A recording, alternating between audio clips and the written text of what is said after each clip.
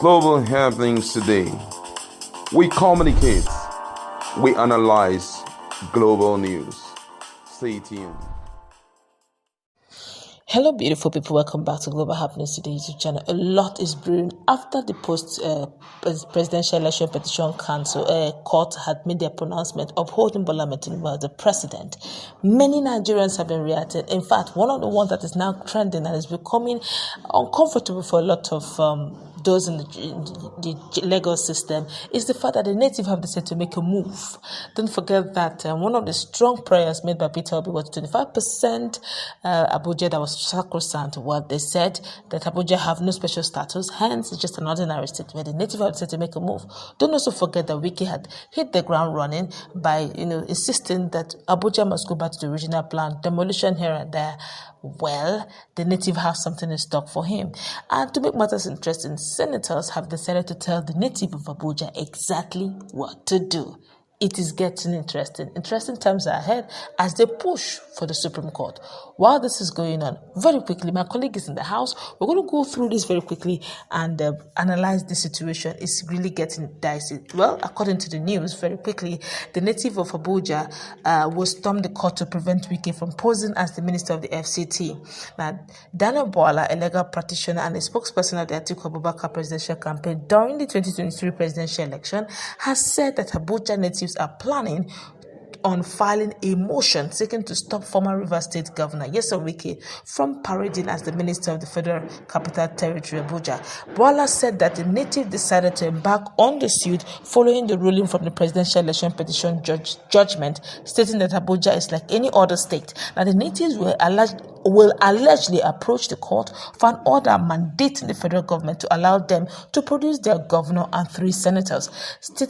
Speaking via his social media handle, the legal practitioner expressed delight at the development. He insisted that such a move would enrich the country's jurisprudence. According to him, and I quote him, following the Presidential Election Petition Court's judgment, which states to the effect that Abuja is just like any other state, I am hearing that the native of Abuja are approaching the court for an order mandating the federal government to let them produce their governor and 3 senators, amongst other peculiarities of a state.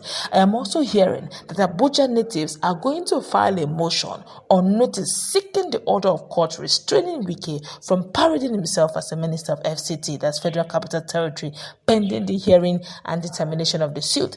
That they would also seek for a temporary order directing the chairman of Abuja Municipal to administer the Federal Capital Territory as an administrator pending the hearing and the determination of the case. Wow, this will enrich our jurisprudence. So, after all, when Lagos was Nigeria's capital, Lagos was also a state. FCT, that's Federal Capital Territory natives, have been begging for a mayoral status. Who knows, God may have answered their prayers by giving them a state status. The constitution would now be required to be amended to be consistent with the judgment of the court. Of course, in another news, Senator Shehu Sani have also given the native of Abuja mandated them on exactly. Former Senator Shehu Sani have also spoken concerning this matter, and honestly, it is very interesting. Everybody seems to be in support. Well, according to Senator Shehu Sani, he said, I support the indigenous people of Abuja to have their governor and 3 senators, but nobody should be allowed to contest, only the indigenous. So we don't want to hear things like the former governor of Rivers State or the former governor of Kogi State is also contesting as the governor of Abuja State, because it is now, they won't call it a no man's area. This is strictly the northern part. My colleague is in the house. What's your take and your view on the drama unfolded just because of a tribunal sitting and the verdict that is changing almost all the narrative in our constitution and politics? Right now, I think Nigerians are overly excited. I'm so excited about this development because Abuja people have been deprived for so many years. And thank God for the judgment of Samani. Samani's 5-man panel of PEPC. I'm so excited that he came in and made Abuja people to realize that you guys are just common states.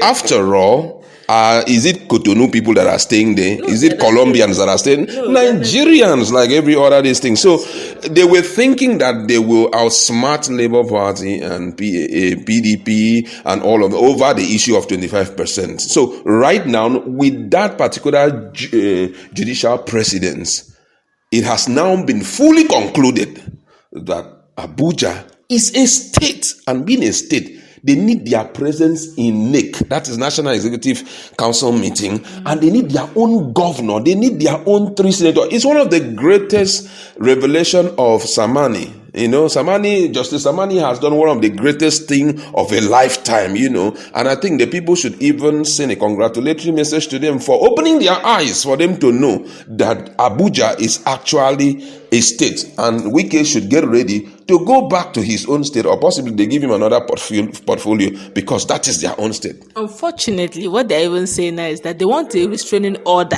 stopping former governor of They need to do it fast, please. They just need to do it as fast as possible. These guys have been deprived. But but Wike can still stay in, but they're insisting that no, you shouldn't stay. Whoever that they feel that should be the right person. They say they want an indigene. Of course, they have to bring in an indigene to stay there. Are they not a state?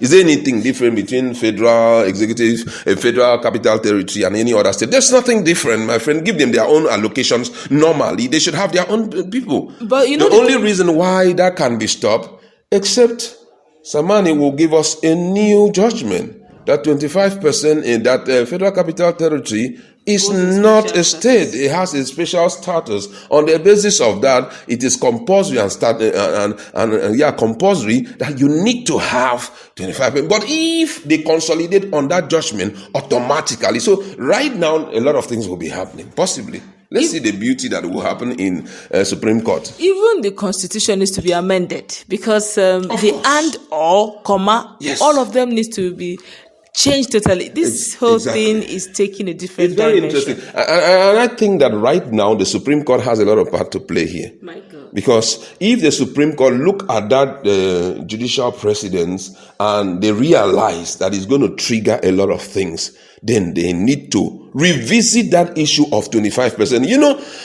The judgment of Samani, I must say, personally, I'm not a lawyer, but it was shocking to me.